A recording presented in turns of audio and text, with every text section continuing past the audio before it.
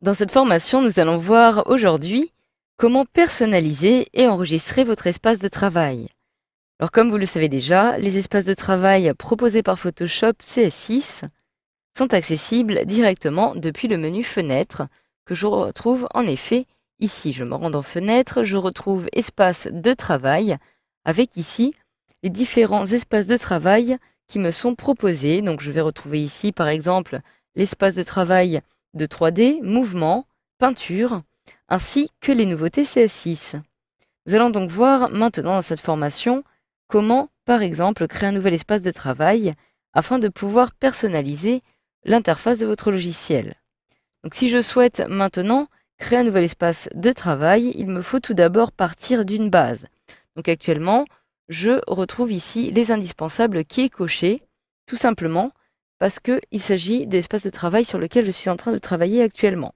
Donc je vais partir des indispensables, donc l'espace de travail sur lequel je me trouve actuellement, et je vais maintenant pouvoir choisir d'apporter certaines modifications à cette interface. Donc en effet, si je retourne ici, une fois que je me trouve sur cet espace de travail, je vais pouvoir modifier par exemple l'emplacement de la petite icône des propriétés qui apparaît donc ici. Donc, admettons que je souhaite la déplacer, disons ici. Vous voyez, lorsque cela apparaît en bleu, je relâche et j'ai donc automatiquement propriété qui apparaît. Je peux de la même façon décider d'agrandir ou de réduire par exemple le panneau de cette façon. Donc je viens de le déplacer en bas de la fenêtre. Je peux maintenant décider par exemple de faire apparaître la palette d'outils, tout simplement en cliquant sur la petite double flèche, de façon à retrouver tous mes outils comme ceci. Je peux aussi maintenant, si je le souhaite, décider d'ajouter un nouveau panneau. Je me rends alors dans Fenêtre et je vais ajouter un panneau 3D par exemple, en cliquant dessus pour le faire apparaître. Alors de la même façon, je peux aussi le déplacer comme ceci, où je souhaite par exemple, afin de l'insérer directement dans cette zone. Donc lorsque je relâche, j'ai automatiquement le panneau 3D qui apparaît ici. Voilà, enfin je peux maintenant décider de placer l'onglet nuancier, par exemple, qui apparaît ici directement dans cette zone. Je le place donc de cette façon. Alors voilà, mon espace de travail par défaut a donc été modifié. Donc je vais maintenant lui donner un nom afin de le sauvegarder. Je me rends dans Fenêtre, Espace de travail. Et pour sauvegarder cet espace de travail, je clique alors sur Nouvel espace de travail. Je peux lui donner un nom ici. Je saisis alors par exemple Espace perso, comme ceci. Et je clique sur Enregistrer pour le sauvegarder. Donc maintenant, si je retourne dans Fenêtre, Espace de travail, les indispensables, je vais retrouver exactement la même disposition.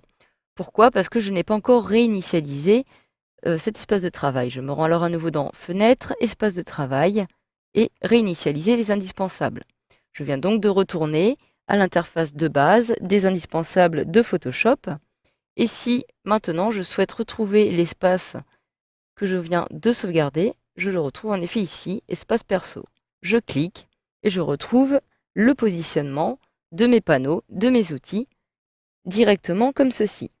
Donc pour le supprimer, il me faut dans un premier temps changer d'espace de travail. Je retourne alors par exemple sur les nouveautés de CS6, comme ceci. Je retrouve espace de travail, supprimer l'espace de travail.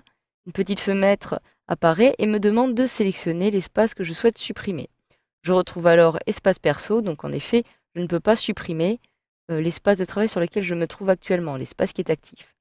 Je clique sur espace perso, supprimer. Je confirme en cliquant sur oui. Et je viens donc de supprimer mon espace perso. Vous pouvez le voir, celui-ci n'apparaît plus dans cette liste. Donc voilà, grâce à cette formation, vous savez maintenant désormais comment créer votre espace de travail afin de le personnaliser et de le sauvegarder directement dans votre logiciel Adobe Photoshop CS6.